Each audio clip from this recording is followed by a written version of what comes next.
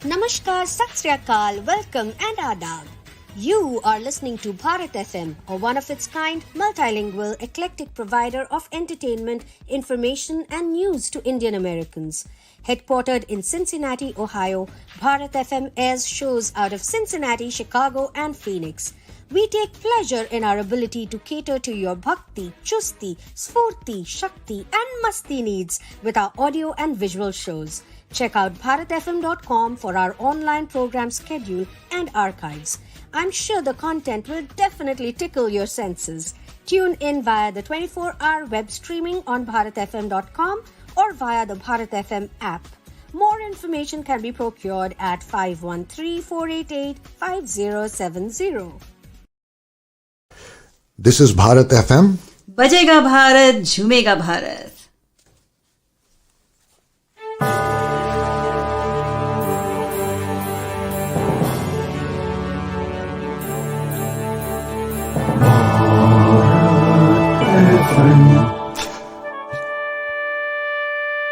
ये है भारत FM. बजेगा Bharat, झूमेगा Bharat. Hello and welcome to another episode of Decoding Victory. My guest for today is a person who gives the best gift to everybody that one can possibly give, the gift of joy, laughter, and smiles. So this is Rajiv Satyal, and he is an internationally renowned comedian, host, and speaker. And many of you who are watching today know Rajiv's work already. So please join me in welcoming Rajiv Satyal to our program. Hi, Rajiv. How are you? Namaskar, namaste, Vijaya. I'm doing well. How are you? Wonderful, wonderful. Thank you. Thank you so much for making time for us today. I know what a busy man you are. So, well, thanks to the Desi community, I remain very busy, with shows and podcasts and performances, and it's really been a pleasure. So thank you for having me on your show. Lovely, lovely. And this is really something that I've been waiting for a long time to talk to you, as you being a comedian as well as second generation Indian American. You know how we are curious about that. So there's a lot of curiosity. There's a lot of division. Maybe there doesn't need to be. So every time we do this, it makes me feel a lot of joy and happiness and laughter, like you mentioned. Lovely, lovely. Thank you again, Rajiv, for joining and welcome to our program. We try to invite guests who are examples in their field, and you definitely are setting an example for our younger generation. You're inspiring them to do something different. So, and I should thank you for showing the world that we Indians have a sense of humor and we can be funny, right? When we did our tour throughout India, Make China Not War, that was the biggest question we received from journalists. In many cities, whether it was Kolkata or Bombay or Bangalore, so many journalists kept asking us, how are you going to make Indians laugh when we don't have a sense of humor? And that was news to Indian Americans because I'd never heard that before, but everyone asked us that. And slowly I seemed to realize what they meant, but I don't know. I think there are a lot of Indians who like to laugh. Yeah. There's one point that I would like to make here. I think we do have a sense of humor. We love to laugh. The Bollywood movies, there are so many fun movies, fun scenes. There has to be an element of laughter, right? To make it big. But I think the generations before you, or before us, I should say, we are almost the same age, they had to follow certain paths, right?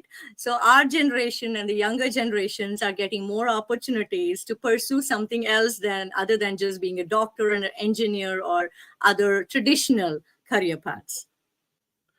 That's completely true. And if you look at the immigration story of Desis in America, it is going to go like that, right? You're going to look, if you're building a society, if we all crash on a desert island, what's the first thing you're going to need? You're going to need doctors, right? Then you're going to need, because you need to take care of people, make sure they're alive, that they're not going to die.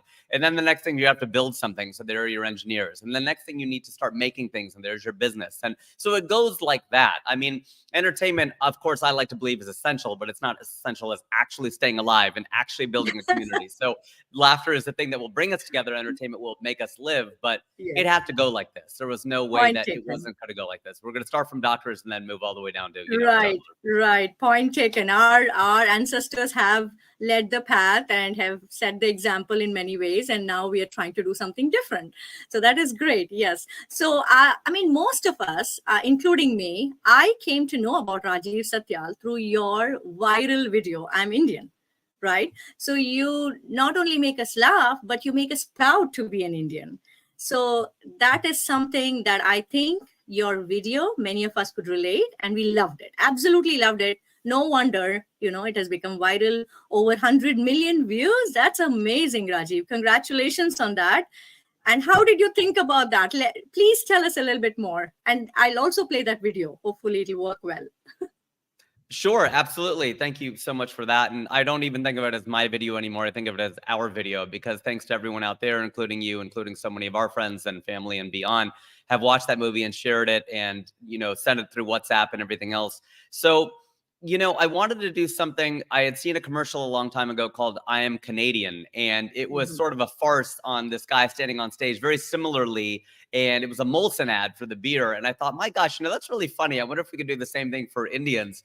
And, I like to believe that our video has a little more dil. It has a little bit more heart. I mean, the commercial was hilarious. I'm not taking away from the Canadian commercial, but I think ultimately mine is longer. It went on bigger. It went deeper into what it means to be Desi, what it means to be an Indian. And so, yeah, I just got inspired by that and wrote and tried to go as deep and as wide as I could in about 2 minutes and 13 seconds.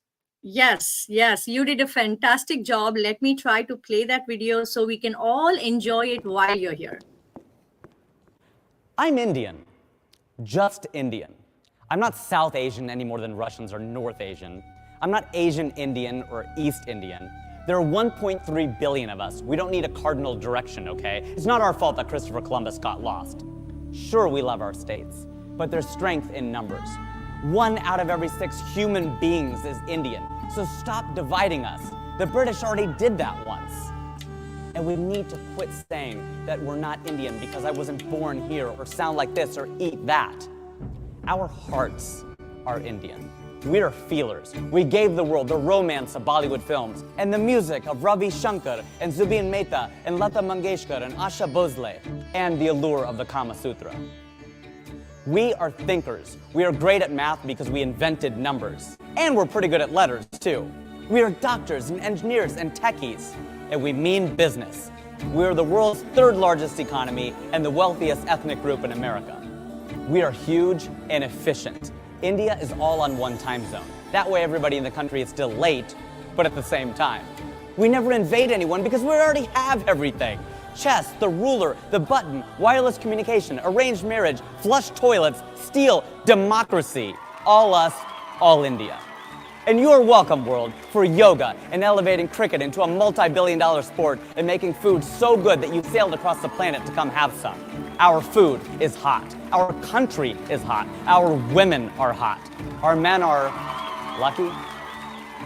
Where the world prays, we meditate. We practically invented religious tolerance, and we gave you Mahatma Gandhi and pundits and gurus and karma and dharma and kismet and reincarnation. The motherland is magical and mystical, and no matter who you are, you can find yourself here in incredible India. Jai Hind. I am Indian.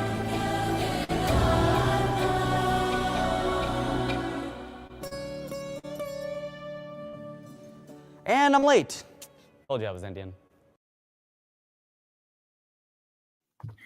That was hilarious. The ending was hilarious. You made us laugh. But I tell you, Rajiv, I mean, every time I watch it, it's just like something new, touches me.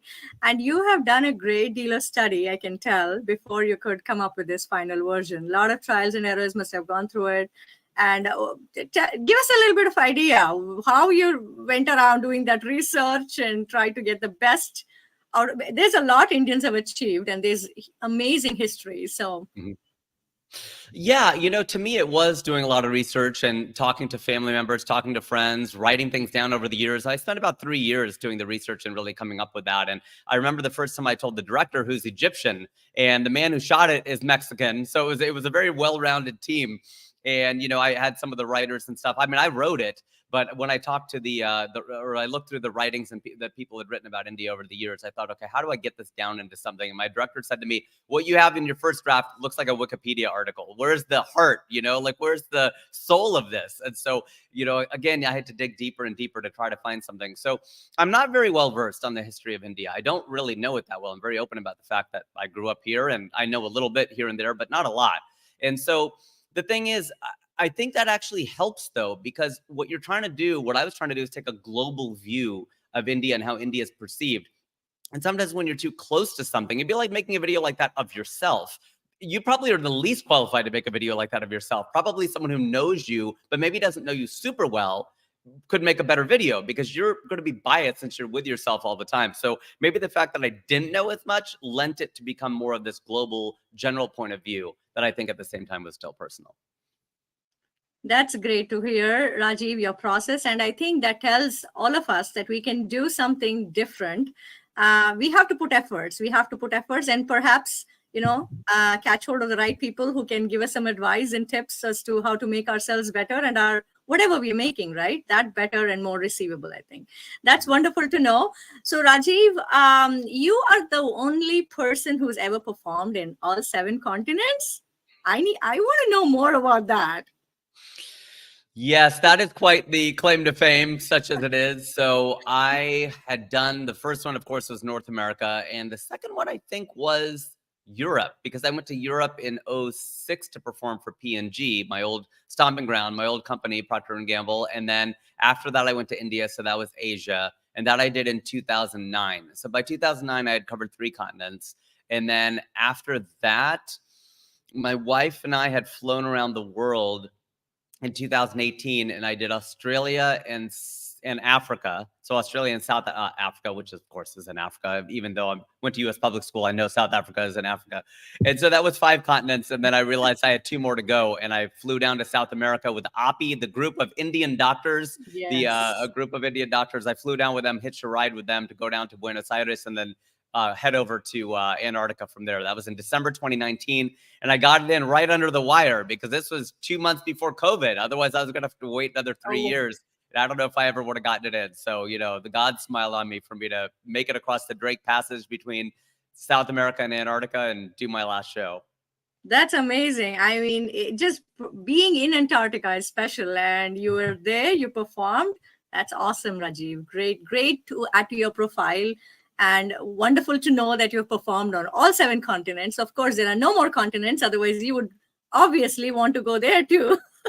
So maybe people are saying you should do the moon or Mars. I can go with Chandrayaan and I can perform. Maybe my video can go in the next Chandrayaan 4 and they can play it on the dark side of the moon. Right. You read my mind. That's exactly what I was going to say. Great minds think alike. There we go. Yeah, nothing's impossible, right? So, yeah. Right. So, I don't know how old you were when your brother Rakesh found that information about funniest person in Cincinnati, the comedy contest, I believe. And how old were you when you started writing those? You said that you had already started writing some things and then he suggested. Is that right? Yeah, I had been writing things down for a long time. I mean, probably since I was 15, I had just taken notes here and there or whatever else. I was just always someone who wrote a lot. And, I found a lot of those boxes of things from early on. And it's funny that we talk about science and engineering and math and all the studying we do. But as I'm going through these papers, I'm mostly throwing out all of my math tests, right? Because after a while, what is there to save? You either got it right or you got it wrong. Hopefully you got it right. It's the English that you're going to save. It's your writings. It's your essays. It's the things that you wrote that you thought of. I mean, those are the things that you're going to remember. Any poetry you wrote or any stories you wrote, those are the things you're going to keep from your childhood and beyond, not what you got on your materials engineering test or whatever I got at University of Cincinnati. What's the point in keeping that? Maybe keep the final exam for posterity's sake, but you're not going to keep all the quizzes. There doesn't seem to be a point. So this was in 1998 that I first got on stage, and I had already turned, so 98, I was 22. So I was 22 the first time I ever stepped on stage, but I didn't really start doing stand-up in earnest until 2005. I was doing it on the side at P&G a little bit, and then I talked to some comics there at Go Bananas Comedy Club, where I'll be performing on the 14th and 17th of September. I'm sure we'll get into that. But I kind of sat down with some comics and I said, I'm getting a lot of interviews. When should I say I started? Because I don't want to say 1998. A lot of you guys have been doing it for years, grinding every weekend. I feel like it's insulting if I say 1998. But at the same time, 2005 seems late. We kind of settled on 2002. So that's why I always say, all right, I started in 02. It's a little bit of a fudge between 98 and 2005. But in 2005, I really jumped in earnest. Okay. And so your very first show went well, as you mentioned in your website, and the second one did not. And then you hear from your mother, very honestly, Rajiv, we wanted to laugh at your jokes, but they just weren't funny. How did you feel? How did you feel? You know, the success I have, such as it is because of the honesty of the people around me. I've been very honest with people, and they feel very open and being honest back with me. I guess it's a two-way street, and that's fine. It hurt a lot to hear my mom say that, but it was also honest. And I felt like, yeah, those jokes weren't really as strong. I didn't deliver them as well. And you need people to tell you that, because otherwise, you know, if they don't tell you before you go out there, you're going to embarrass yourself the next time. So I worked harder, and the third one went better. Yeah. No, I can totally relate with you, because my mother, she's a retired professor from the university in India, and she's always been that way, blunt. She says it in a way that I accept it. As you know, she says, she knows me that I'm very strong-minded. So she wouldn't just say it in a way that I'll be like, oh, more rebellious, right? So she'll say it in a way that I accept, I understand. So I bet, you know, Lalita ji, your mother must have done that same thing. But again, the intention there, I agree, is to make sure that our child succeeds, right, in the long run. I mean, embarrassment is another thing, but just we want to see us succeed in whatever we do. So I think that's the idea. And this is a great segue to welcome Mrs. Satyal, Mrs. Lalita Satyal, to our program. We are so fortunate to have her here as well and hear her side of the story. So let's welcome Mrs. Lalita Satyal to the program. Thank you, Vijaya, and it's good to see you. And thanks for the opportunity to me and to Rajiv. I've been enjoying the conversation that both of you are having. And once again, good to see you, Rajiv, and great to see you, Vijaya. Thank you so much. Thank you so much, Lalita ji. It is wonderful to have you here. And of course, we want to hear your side of the story. How did you feel when Rajiv started off his comedy career? And I mean, most Indian parents would say, hey, do something that is following a traditional career path. So I would like to hear from you firsthand. Yeah, I don't know if I said anything about that, actually, because I believe that I was so passionate about teaching. And if it weren't being so passionate about teaching, I probably wouldn't have been there as long as I was. So I think a person has to do what they really feel good about or what they're interested in.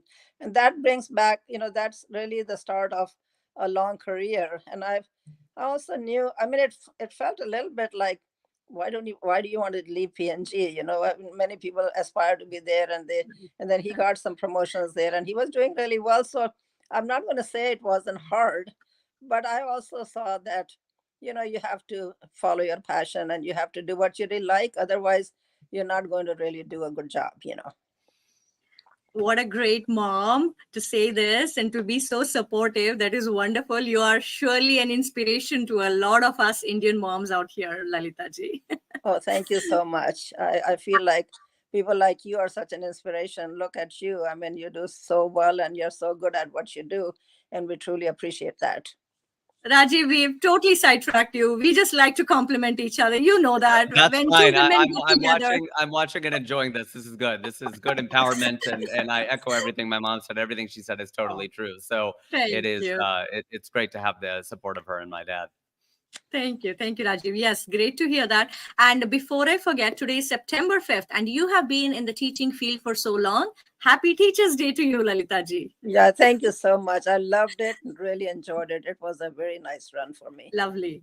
And I recently saw your post that it's been 50 years since you first stepped into the United States of America. So congratulations on that too. Thank you so much. To be exact, 53. So that's really, wow. Yes, really, really. It's been I have loved this country and enjoyed being here so much. And yet I find my roots in India too. Yes, yes, that we see that all the time with your involvement in the community. And kudos to you and Vinayji for bringing up, raising such great kids. All three of them are doing so well in their respective fields. So, congratulations to you on that as well. Thank you so much. Yeah, he's definitely a big support system for us. Yes. So, Lalita ji, one last question before you sign off. I would like to ask you. So, Rajiv mentioned about how writing, especially like English or something, that those are of more importance. How, especially we moms try to keep all those as keepsakes. We throw away all the tests, math, and whatnot, but we keep those. How did you inspire the children to write? These days, with a lot of gadgets around, it's a nearly impossible task for us. We try every day. So. Yeah, I mean, it was my passion too, writing, because I haven't written novels like Rakesh, and I don't write like Rajiv does so many things. But I have my MA in English literature from University of Allahabad. So I was passionate about reading novels and reading in general and writing. So writing has always been something that I have enjoyed, even though, like I said, I haven't really published anything as such. But I think the main thing was to know that school is not where it all ends. When you come home, you have more work to do. So I think that whole thing was instilled in them, that the work, no, you have to continue doing what you did at school and just have an extension of that at home. So we had times we would just sit down and just read and write, and I would read what they were writing. So really enjoyed all of that. Lovely, lovely to hear that. So, Rajiv, do you think that was an automatic, inspiration for you to start writing when you saw your mom was more involved with books and all that? Yeah, definitely. I think, children learn what they live. We had that poster in our hallway, children learn what they live. And, my dad is an extensive reader. My mom is a reader. They both write. And, my mom sang and sings still, and, come from an artistic family in that regard on both sides, the Satyals and the Balis, Bollywood, as we call it sometimes, Bali wood. So I think that will affect children. And all five of us in the Cincinnati Satyal group, so my two parents and my two brothers, Vikas and Rakesh, we're all very good communicators. That's something that our jobs have entailed, whether it's writing, editing, sales, teaching, comedy, marketing. You have to be good at communicating. And my parents did not follow the typical path of, desis, they don't really know how to speak English, or their English is really bad, or no, their English is very good. And my mom has, of course, a master's in English too. And she's always correcting my dad, but she's correcting my dad because he has about a 95 and she has about 100. It's not like he's bad at English. She's, perfect. I'll say that because she joined, I'll say she's perfect. I'm perfect too. I don't make any mistakes when I speak or when I write. So every now and then when I do, somebody will point something out. I'll go, okay, I'll learn that. I think you have to have that boundless curiosity, and it cannot be about your ego and whether we have it right or wrong. That said, we had some epic battles at the kitchen table over, whether this is the right grammar or this is the right word, or can you really conjugate it this way, or is this the right tense? I mean, we were big nerds over there in Fairfield. Yeah. And we were always looking at sentences and diagramming them and trying to figure out what was the right answer. I just want to say one more thing before I go. Sure. Vikas has not, he's not like a signed writer or anything like that, but his English and his writings are also excellent. So it runs in the family. Mhm. That's awesome to hear, Lalita ji. It is great to hear. And I can't imagine that house with three boys arguing. And oh my goodness, hats off to you as a mom. I have a balance in having daughters at home. I was going crazy with two boys. And then I was like, God, just give me a daughter next. And from what I have seen, your children are so well behaved, and you're doing such a superb job with them. Oh, thank you. Thank you so much. Yeah, but they correct my English all the time. You can imagine that, Rajiv. Coming straight from India, having American kids here, and then they correct my English all the time. And I take it with pride and say thank you. It means they're getting an education. That's Yes. good. That's good. Yes. That's what they say. I read this thing that almost brought me to tears, and it talked about how you have a home that's a mess, or your clothes are all over, your food. It Right. reminds you have food. It reminds you that you have kids Yes. running around. It reminds you what you have. I mean, yes, your house is the best year your house is, probably the more fun you're having. Exactly. Counting our blessings every day. Thank you so much, Lalita ji. Any parting words, Rajiv or Lalita ji? As long as Lalita ji is here, still on screen with us, Rajiv. Mom, Right, go you ahead. want to go? Okay, I can go first. Yeah, I would just say that for the parents, to just always be involved with the children, be always looking to see what to do with them, how to guide them. And my main thing for everyone is that always read and always write, and then whoever is there who can guide you further, take their assistance. Great. Mhm. What about you, Rajiv? Were you going to say That is something? great. No, Mom, I just want to tell you I love you very much. You know that. We say it all the time. We are the Indian family that does say I love you. So I love you. I'm glad that you were able to join. And it's always great to see your smiling face. I love you too. And Vijaya, thank you for the opportunity. I really, truly appreciate that. Thank you. Thank you. I'm feeling all the love myself here. So thank you so much for joining. Yeah. It is. Okay. All right, Lalita ji. We'll see you again. And we have to Yes. have another program, maybe to have Harsha over as well. We Yes. can all talk about Rajiv more from a Oh, personal side. Definitely. See, that is Thank going to be a deep conversation, Rajiv. Yeah. We You'll get the want- negative side from the wife. You'll always get the positive from the mom. You'll get the dark Aw. stuff from the wife. Well, that's not what I heard at the beginning of the show. I heard you tell the story about how I said your jokes don't. You have to be honest. I mean, Yeah, unless that's you're true. honest, Maybe how Herschel are you will bail going me to out. make any difference? So That's true. Yeah. That's funny. Well, thank you again, Lalita ji. We'll talk to you soon. sure. Bye bye. Take care. Bye. So that was wonderful to have Rajiv's mom, Mrs. Lalita Satyal, over at our program. Rajiv, your camera is probably focusing on you. We can't see you clearly now anymore. I see that. Now there Oh it goes. yeah, there. Yes. There it is. What It was- about it the was- brick wall today?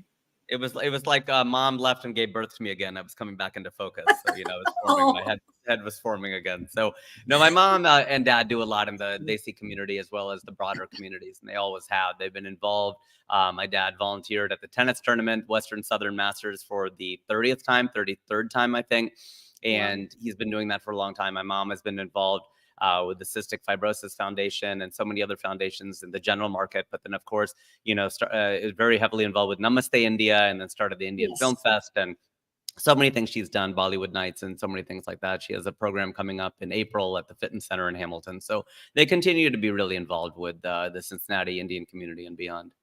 Definitely. We enjoy seeing them being involved. And as I mentioned, they are an inspiration for us, younger couples out here, just to raise the children that the way that they have done, and also being involved in the community and giving back. So that's wonderful. So now going back to your story. So you have mentioned on your website that you were more influenced by clever quotes from historical figures, like, or even maybe manipulating English language in a funny way from Abraham Lincoln, Mark Twain, Mahatma Gandhi, Albert Einstein, all the big names. So I can relate to that because I love clever sentences, clever quotes. I love like wordplay and all that. My kids are always coming to me to share something new, So do you remember anything specific that you would like to share with us? That I just stayed with remember- you. Yeah. I just remember reading joke books cover to cover, starting in third grade, like about 9 years old, I would just read these books of jokes, of quotations. And I've always been fascinated with that. Like you're saying, these sort of aphorisms, the way that people can take pithy dialogue and just boil it down into one sentence or something like that. I always thought that was really, really something. And my parents would tell us the story of, Mahatma Gandhi, and I don't even know how many of these are true. Probably they are, but the ones where, somebody would ask him, why do you travel third class? And he would say, because there is no fourth class. And, things like that. Or if he dropped a shoe out of a train and then he threw his other shoe out and somebody wondered why he did that. He goes, well, like, what am I going to do with one shoe? What is that person going to do with one shoe? We may as well put the two shoes together. So these sorts of things I thought were very clever. I thought they were very interesting. I thought there was a lot of wisdom and there were a lot of life lessons in there, even though they were funny, and maybe because they're funny. And I think because they're funny, you pay more attention. If someone tells you a very serious, long story, it can be good. But I think if you can keep people's attention with humor like Lincoln did or Twain did or Gandhi did, I think that's pretty interesting. Yeah, definitely. Especially when you have such a big fan following, right? If you come up with something like that stays, I think. So, yeah. So I have a question that also one of our viewers has sent over.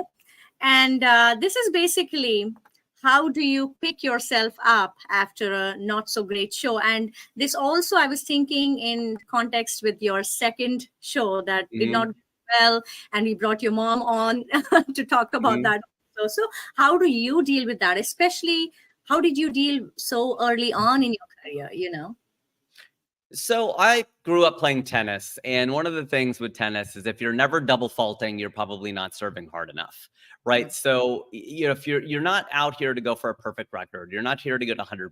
It's not a math test; it's life, and you have to take these risks. And sometimes you take a set up there of material that maybe is a bit risky. Maybe it's not exactly right for the room. Maybe you're pushing the boundaries, and it just didn't quite go over because this wasn't the audience for it. There's that kind of show that maybe didn't go so well. There are other ones where you were doing your tried and true material. You just didn't have it that night. And I think you have to remember that we all have those off days in our jobs. People have off nights. They give a presentation and, they didn't make the sale or it just didn't work somehow. You just didn't have it. And, I think that what Steve Martin wrote about in his book, Born Standing Up, is that your ceiling will get better. Your best nights will get better. But what happens over time also is your worst nights will get better. And that's really the sign of improving at your craft, that your worst night, even if it's not that great by your standards, it's still good enough for the client. It's still good enough for the audience. And you just good enough at doing that. I had interviewed an entrepreneur on my podcast a long time ago, a marketer named Seth Godin. And Seth Godin had written a book called Purple Cow. He basically came up with the idea of permission-based marketing. He's a very interesting guy. And I asked him about his successes and failures and how he rebounded after launching a company that didn't work and failed and face planted and went nowhere.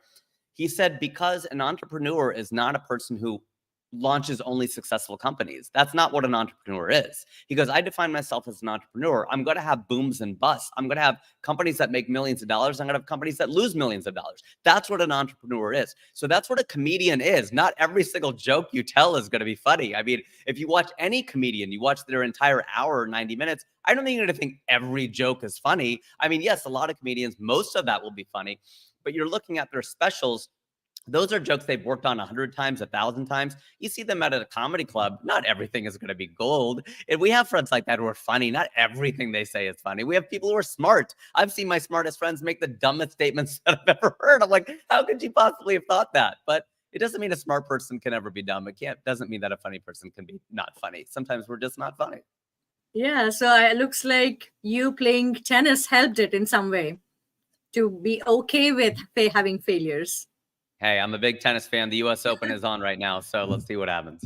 Okay, all right, sounds good. So I also know that professional to you means that you get to make money doing what you like, right? So that's exactly what you mentioned on the website. So now everybody knows Rajiv Satyal. We know how you make people laugh. We know you're talented and how good you are at what you do. How did you convince people to pay you? How about the very first time or the very first few times? Because that is a common question with budding, artists, especially. Yes, and I want to thank Dee for your question, by the way. I didn't thank you by name, and so I appreciate your tuning in and asking. That's very nice to see that sort of support. So, I think that your question was, I got caught up in the gratitude. I forgot the question. You said, how do you get people to pay you? Okay, got it. Yes. So the first thing is remembering it. So, the very first gig I ever did was for a friend's graduation party, and I got $75. And that was in the very, very, very beginning. And it went from there. And there are artists out there who believe in the E word, exposure. Just do as much as you can, get yourself out there, take free gigs, take pay gigs, take everything.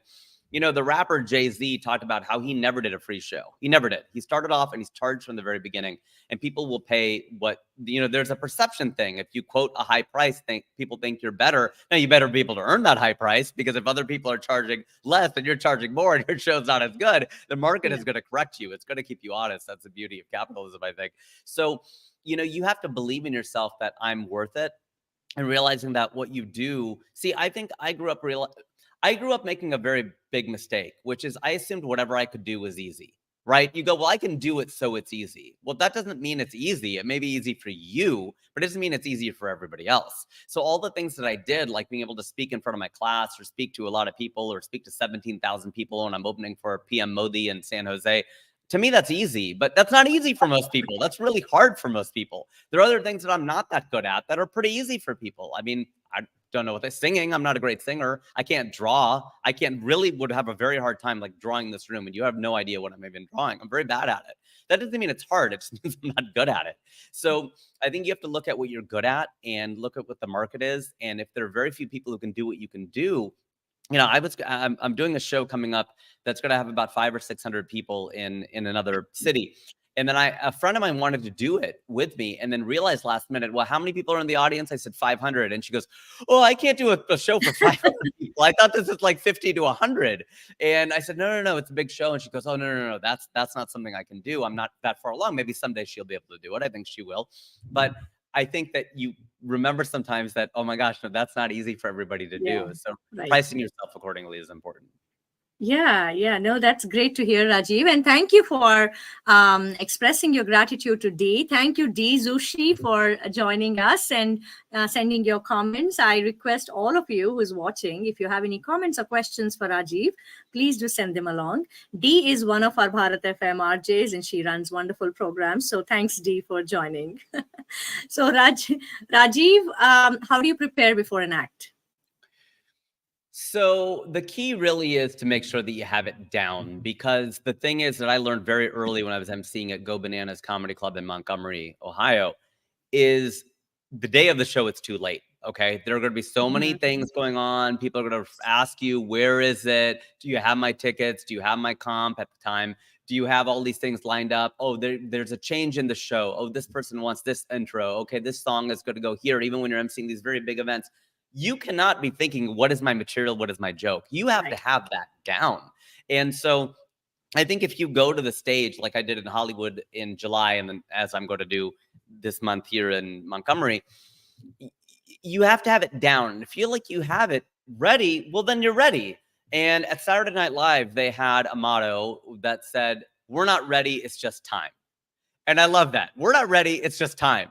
And at a certain point, you just go, it's time. But if you can combine that with being ready, well, that's as ready as you're going to be. I mean, if you look at a test that you take in school, if you've studied and you're smart, you're going to do as well as probably everyone else, maybe a little better. I don't know. But there's nothing else that everybody knows that you don't. If you read the book and you read your notes and you did the quizzes and you came to class, you're going to be all right. So I think that's what I go up there remembering. That's great. Yeah, I completely agree. Even during my programs, whatever I have prepared ahead of time helps the most. You know, last minute, as you said, there's so much going on. Things may not work the way we expect. So I think that always helps. Yeah, of course, you know, depending on my guests, sometimes I have to do a lot of things last minute. But as much as possible, I try to read up. And being a mom of 4 kids, it's not possible to get that time away, you know, to actually prepare. So I am kind of cooking and I'm thinking about my program, you know. So that's how I prepare. Right. But I try to do it ahead of time, though, as much as possible. Yeah, that's a very important point. Do not keep things for last minute, guys. So that's the key here. I know it's hard. It's hard not to, because we have so much going on. But like you're saying, you find time when you're cooking, when you're in the shower, when you're driving, whatever. You just, as a friend of mine says, you keep it running as an app in your background, and you just you get obsessed with it. You know, you just have it in your subconscious and your conscious, and keep it as an app running in your background, and you should be okay. I agree. So at what point, Rajiv, you thought about moving to LA from Cincinnati? You started off in Cincinnati. You probably started feeling that, okay, I can do this, right? So at what point you thought, I have to make this move? I should not be in Ohio trying to do what I'm doing. I love Ohio, the heart of it all, you know, but if I think about the journey that my parents made by the time they were 30 or earlier, maybe a little after, a little before, they had already left India, came all the way to America, and they made such a big move. And I thought about that. I thought, wow, this has been great being in Ohio, 28 years in Cincinnati, 2 years in Cleveland. And, you know, some of that time in Dayton, even at Wright Pat Air Force Base, and doing all these sorts of things that I'd done all over Ohio. You know, Granville, Ohio, Denison. I traveled all over the state, and it's in my heart, of course, especially the city of Cincinnati and specifically Fairfield. But I really felt like at a certain point, it's a big world, and to spend 30 years in one place is a long time, especially if you can move, right? Once you're settled and you have kids or you have a job, yeah, it's a little bit harder. But I think at that point, the world is your oyster. Go ahead and go for it. What's the worst thing that can happen? You can always move back. And, you know, people in this country, it's really funny that they complain so much about having to move, you know, like, oh my gosh, I'm in Kentucky and I have to move to Illinois. Or you're like, dude, I mean, immigrants, we get this. Like, it's not that big of a deal. Like, you're moving from one part of one country to the same part of the same country, like still in the Midwest. They still speak English. They're still going to have an Applebee's. Like, relax. You're going to be okay. It's not that big of a deal to move. And Right. I think that people, Sam Kinison, this comedian in the 80s, had a very insensitive bit about, people in Africa starving. And he would scream into the microphone that they should move, just move, go to where the food is. And it was really mean, but it was really funny. And now I want to shout the same thing back at white people, and black people are like, it's so hard to move. I'm like, brown people are used to moving. Like, this is what we do, whether you're Asian, you're South Asian, or East Asian. This is what our life experience is. You came here, my parents came here. It's just not that big of a deal. Like, you can move from Ohio to California and come back if it doesn't work out. I mean, it's not really that big of a deal. I agree with you, but maybe when I moved, I was not that smart, Rajiv. I have my Well, I'm second old guesses now. now. I have that perspective now. Now I'm almost 50. I didn't have that perspective at 30. Right. Yes, you didn't have that. Yes, I agree. Yeah. Now I'm Well, like my brother Rakesh always gets mad because I complain about weather. I hate the cold, and that's a big reason why I live in California and I can't move back to Ohio, I don't think, because Rakesh hates it when you complain about the cold. He lives in New York and he goes, it's temporary. You're going to walk for 10 minutes and you're going to be warm again. And he's like, Yeah. you're not out in the cold, like living for 3-4 hours, like people who have to park cars or are on construction sites, or they really have to live in the cold. He goes, it's going to be over. You're going to leave your heated car and go inside into the library or the bar or whatever it is in 10 minutes. Like, why are you complaining so much about the cold? You don't have to experience it. I agree with him. And also, where we live, Dayton and Cincinnati is not that cold. I lived in Cleveland before and Wisconsin before. So the lake effect and the bad winters, oh my goodness. I was very happy to move to Dayton. Of course, I miss my people there, but so I think, yeah, you can come back to Ohio, Rajiv. Come on. You just have to convince Harsha. I've got my blood is thin now, and I tell you, raising a kid who's 2 years old, it's so nice to be able to not have to dress him up too much. But I remember somebody told me that was the reason they moved their family back to Detroit, is because their kids in LA got too spoiled. And he said that life is not opening the door into 75 degrees. Life is opening the door and snow coming inside and leaves coming inside and rain coming inside. He goes, they just got way too soft out here, so they moved back to Michigan just so he could teach them. Guess what? You have to zip up your coat before you go outside. Yeah, there you go. You have an example there. I hope you move someday. Maybe you can have two homes. I'm staying here. You can have two homes. Come on. That's true. If I keep appearing on Bharat FM and doing these shows, maybe someday. Okay, all right. So your advice for aspiring comedians. I know this is something that you already put up on your website, but I would like to address that if you don't mind. Mm-hmm. Well, you got to write, right? You got to write your stuff down. And I think before you go up on stage, you need to mark a little L or some little asterisk next to where you think people are going to laugh. Because, I think the mistake that a lot of comedians make is they go on stage and they just think the attitude is going to work. They're going to think that, okay, I'm just going to get up there and say a bunch of stuff. And you guys know what I'm talking about, right? But they're not going to laugh if they just know what you're talking about. That just means they're registering what you're saying. You have to have a punchline. You have to have your own take on it. You have to have something to say. And, comedians don't look around for what's funny. We look for what's incongruous. We look for something that's sticking out. It's kind of like when you say, I feel funny, you don't mean like you're about to break out into a stand-up set. You mean you feel different. You feel weird from how you usually feel. And so you look out for those things that stand out in society, whether it's sports or politics or marketing or engineering or medicine or whatever it is, any sphere of life, dating, relationships, whatever. And you try to figure out that. Now, beyond that, it's harder now with X, I guess it's called, instead of Twitter or Instagram or all these things. Whenever something happens in the news, so many comedians and non-comedians, everybody's a comedian, are fishing from the same pond. So to make the same joke that everybody else is making is pretty easy. That's why no one will ever have the ability to take your stories away from you. So the things that happen to you in real life, those are the things that no one else can tell from your perspective. So the sooner you can find your voice and start talking about what happened to you in real life, the more successful you'll be. Yep. And that makes you unique, right? Yeah. Definitely. So what do you think of the new generation of comedians coming up, and with all the OTT and many platforms that they have access to compared to when you started off?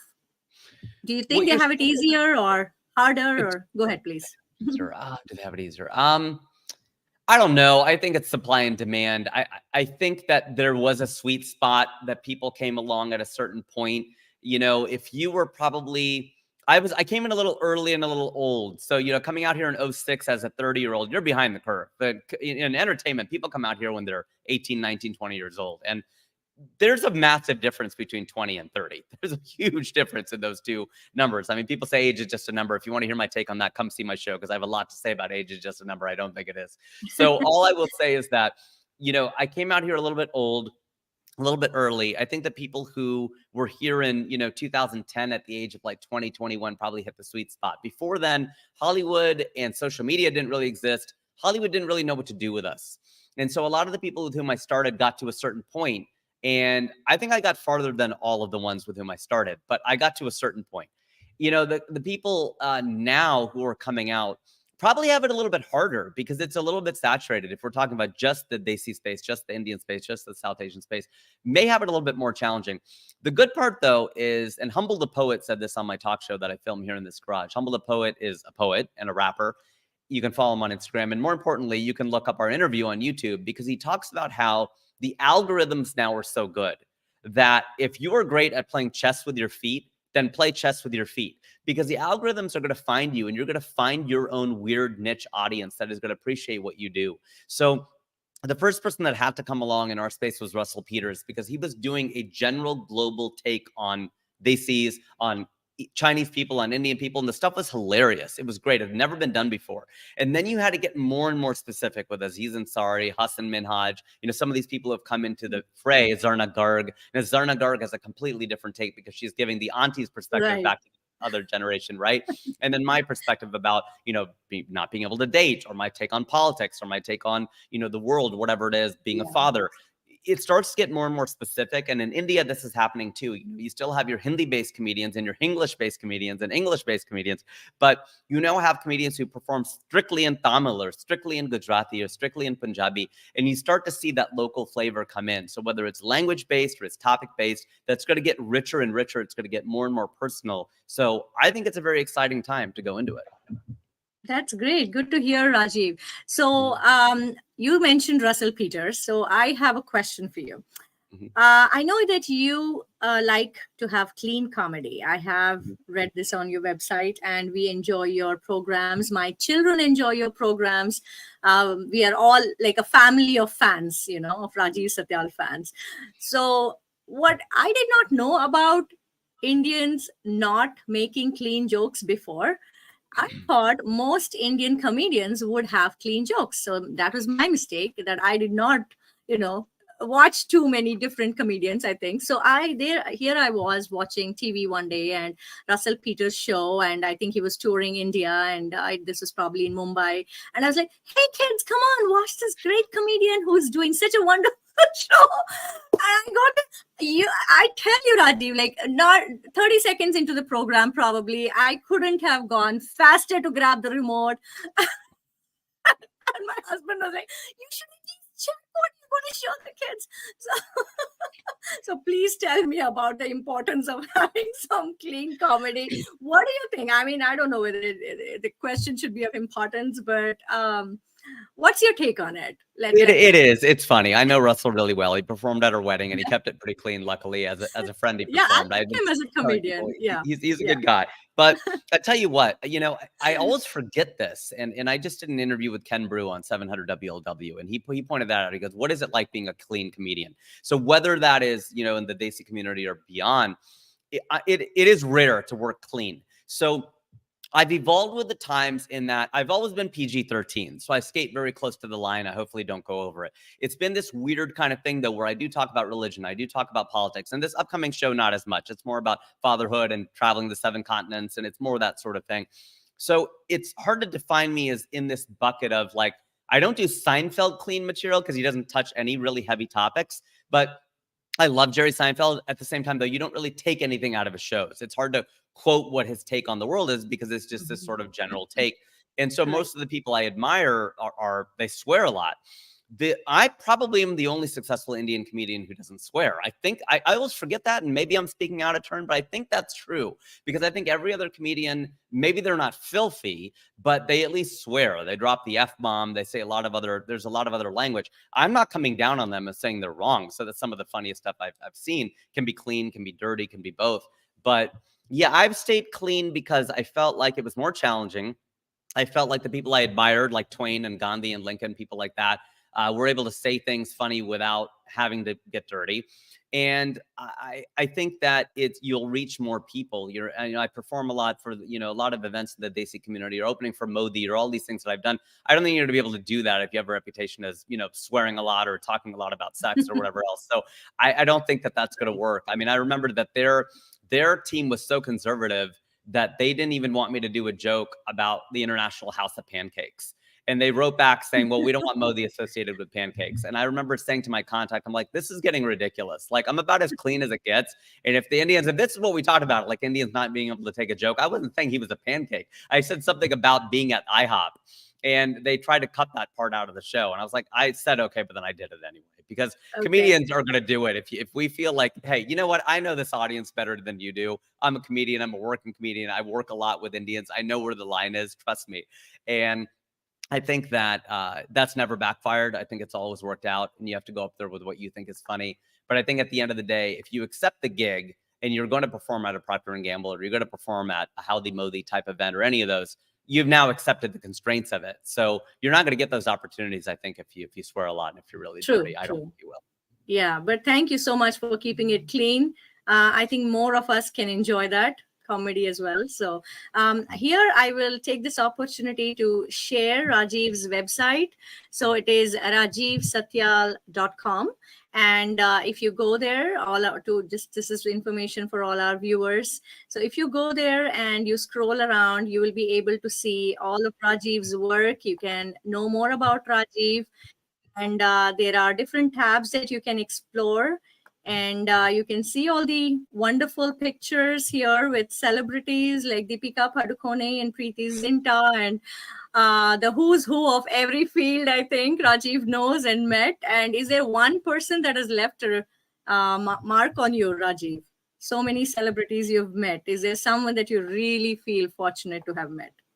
Wow. Thank you so much for showing that. I really appreciate it. It's been really great. RajivSatyal.com or funnyindian.com. Funnyindian.com also redirects to RajivSatyal.com. And that's my handle on Instagram and so many other places. I was fortunate to beat 1.4 billion Indians to Funny Indian. I don't know how I did that. Wow. But like the journalist said, because so many are not funny, right? But no, I think there are. I think there are a lot of funny ones. So that's a good question. I think Karan Johar was really cool because he's a host and comedian. And, when I was on stage hosting the GQ Men of the Year Awards, and he said to me, directly, you have given the gift of laughter, and you've shared it so fantastically tonight.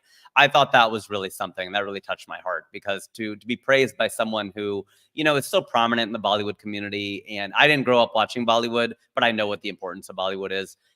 I can understand that, receiving a compliment like that is pretty awesome. That's great. I'm happy to hear that. And let us take this chance to also talk about the upcoming event. We do have viewers from Cincinnati, and one of them says, Rashmi Kiran, a good friend, says, proud to have a successful comedian from Cincy. Very interesting interview. Thank you, Rashmi Kiran, for joining. And Rajiv, if you'd like to talk a little bit about the upcoming show in Cincinnati.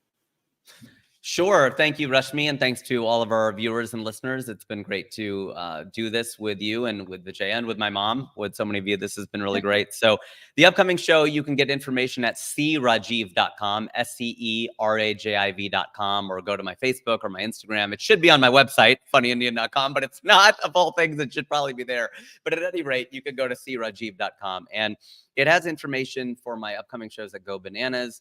I will be doing about 80 minutes of stand-up clean, and I'll have an opener as well. And it should be a lot of fun. It's on Thursday, September 14th, and then also Sunday, September 17th. This Thursday, September 14th show is almost sold out. So get your tickets if you want to come, 7:30 p.m. And we should be wrapped around 9:15, maybe at the latest. If you got to get a babysitter, now I got to include that information since so many of my friends are parents, they'll understand that.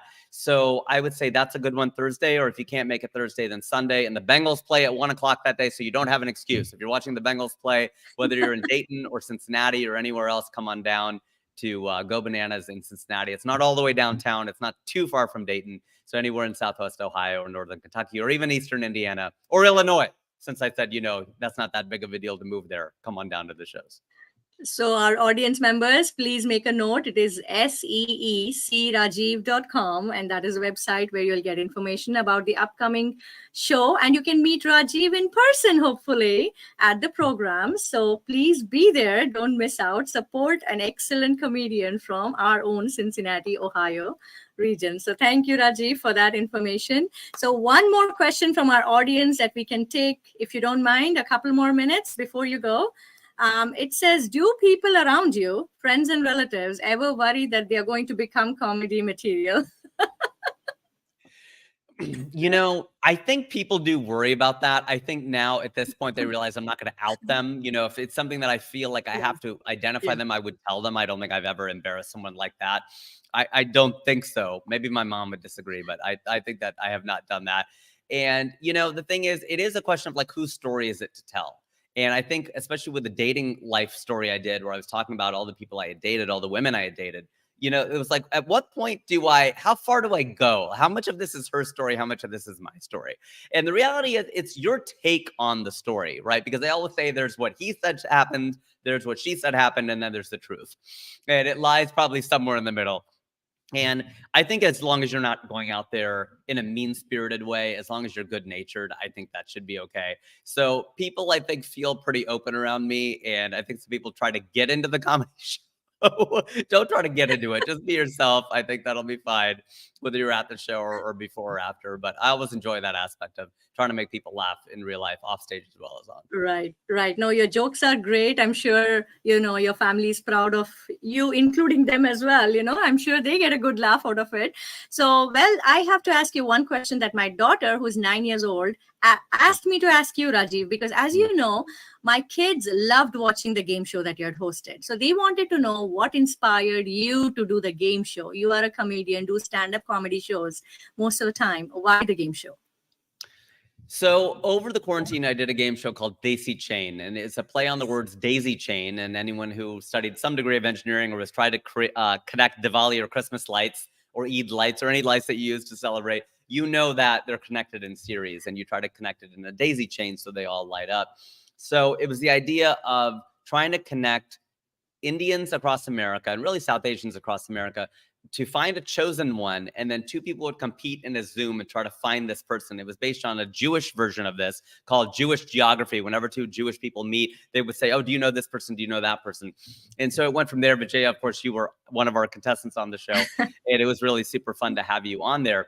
And, Thank you. you know, yeah, it was really great. And for me, it was to connect people, right? It was about connection. And during the quarantine, there was so little of that. And as people reconnected, I think we've lost a reason for that show to be online, but it was a great moment for people to participate. And they told me they felt a little bit more connected. I went to a party in New York, and some people told me, they're like, oh my gosh, we've been watching your show and it seems like it's really cool. And so it was kind of getting around and people really enjoying it. So I really want to thank people for joining it, because it was a lot of fun to be able to do that. It was great fun. Thank you for having me on the program. That made me feel so special. And of course, we were hooked on to the TV. Our kids were waiting for Thursdays.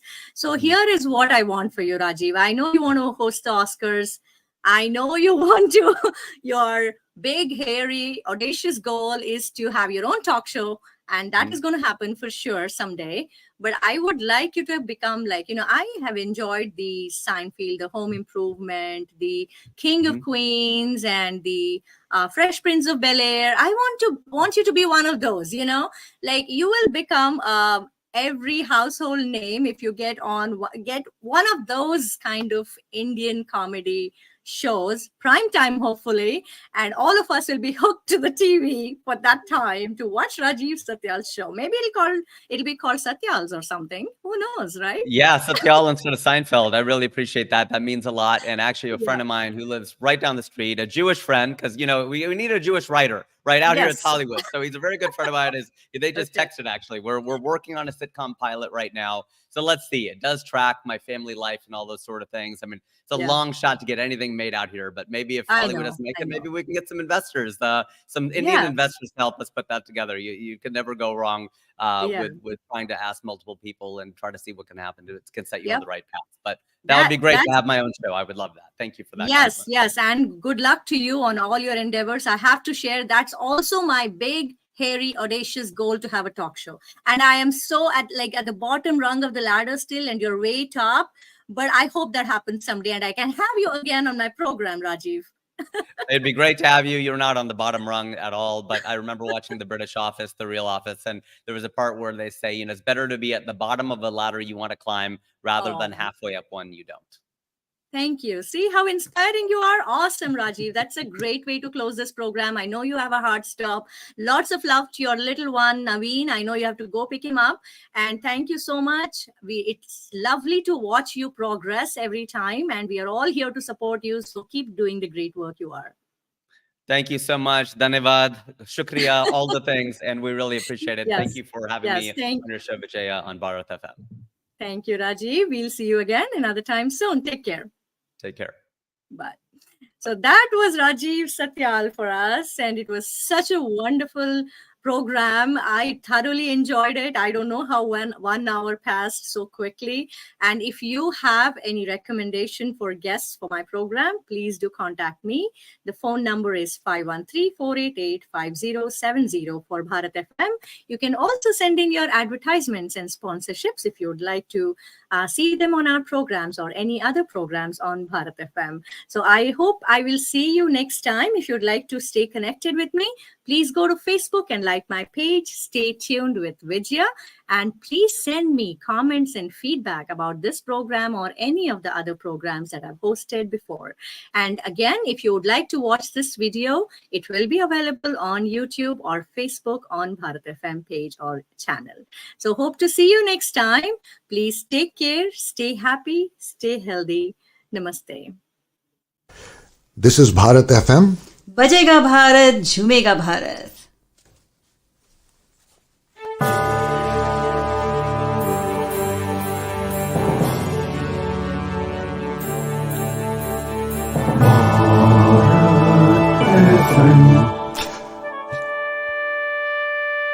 ये है Bharat FM.